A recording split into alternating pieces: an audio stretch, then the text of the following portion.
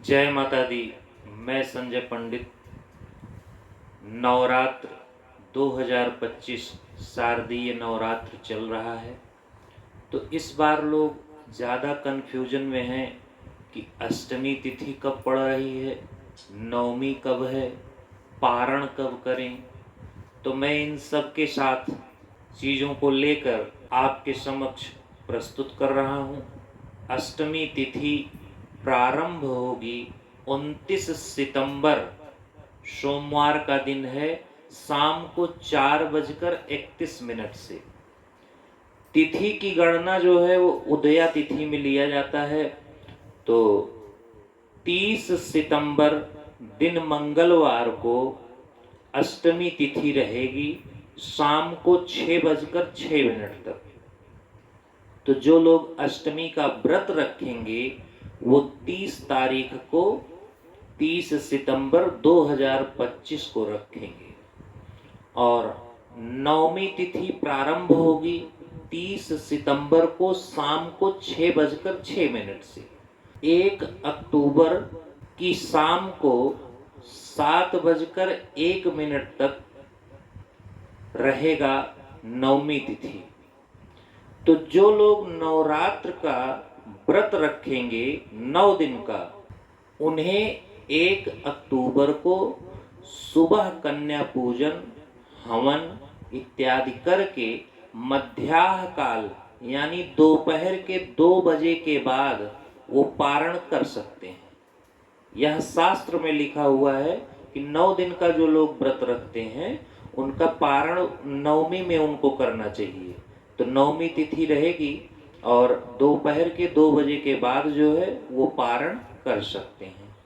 और यदि हम बात करें विसर्जन का, कलश विसर्जन का, तो कलश विसर्जन 9 रात्र और 9 दिन के लिए हम कलश स्थापना करते हैं, संकल्प लेते हैं।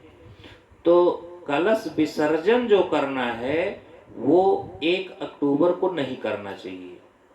कलश विसर्जन के लिए शाम को 1 अक्टूबर को आरती करें, और दीपक तो अखंड दीप ही लोग जलाते हैं, तो उसमें थोड़ा सा तेल या घी जैसे भी आप जलाते हैं उसमें डाल करके छोड़ दीजिए। रात भर वह दीपक जलने दें।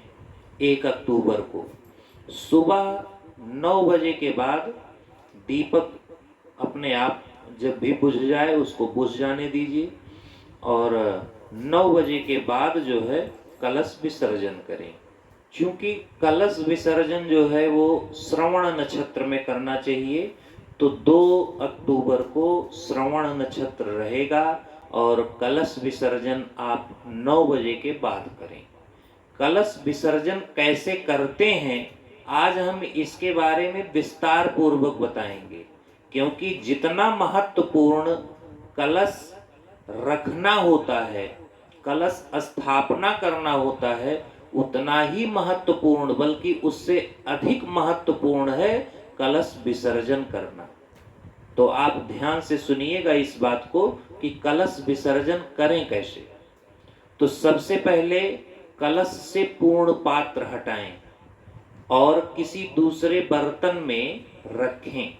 फिर नारियल उठाकर उस पे कलावा लपेटा होता है, पहले कलावा निकालेंगे, उसके बाद उस पे एक वस्त्र लपेटा होता है, उस वस्त्र को आप निकाल लीजिए। वस्त्र पूजन करने के काम में आप यूज कर सकते हैं। पूर्ण पात्र का जो अनाज है उस अनाज को आप या तो किसी जानवर, गाय को भी आप खिला सकते हैं, और यदि गाय वगैरह नहीं मिल रही है तो आप उस पूर्ण पात्र का जो अनाज है उसको जल में प्रवाहित करें, ताकि जल के जो जीव जंतु हैं वो उसको खा लें, तो इससे बड़ा पुण्य मिलता है। कलश में जल है उसको कहीं साफ स्थान पर गिरा दें या किसी पेड़ में जो है गमले वगैरह में उसका जल डाल दें। और इसके बाद जो कलश है, कलश यदि मिट्टी का है तो उसको जल में प्रवाहित कर दें, और यदि किसी धातु का है तो आप उसको अपना यूज में ले लें। और इसके पश्चात जो नारियल है, नारियल को कभी फोड़कर खाना नहीं चाहिए, क्योंकि 9 दिन तक माता दुर्गा का पूजन आवाहन होता है, तो वह नारियल देवी का स्वरूप माना गया है और उस नारियल को तोड़ना नहीं चाहिए। तो नारियल को क्या करना है, नारियल या तो आप जहाँ पूजन करते हैं वहाँ उसको साल भर रखें, या तो आप तिजोरी में उसको रखें और साल भर के बाद उसको प्रवाहित कर दें, ताकि आपका घर धन धान्य से भरा रहे।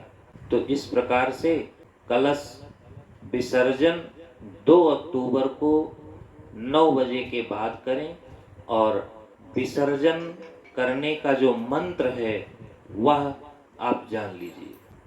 मंत्रहीनम क्रियाहीनम भक्तिहीनम सुरेश्वरीम यत्पूजितं मया देवी परिपूर्ण तदस्तु मे। गच्छ गच्छ सुरश्रेष्ठे स्वस्थानं परमेश्वरी पूजाराधन काले च पुनरागमनाय च। यह कहकर थोड़ा सा कलश को हिला देंगे और जिस चौकी पर आपने माता दुर्गा का पूजन आवाहन किया है उस चौकी को भी थोड़ा सा हिला करके विसर्जन कर दिया जाता है। इसी के साथ आज के लिए धन्यवाद। जय माता दी।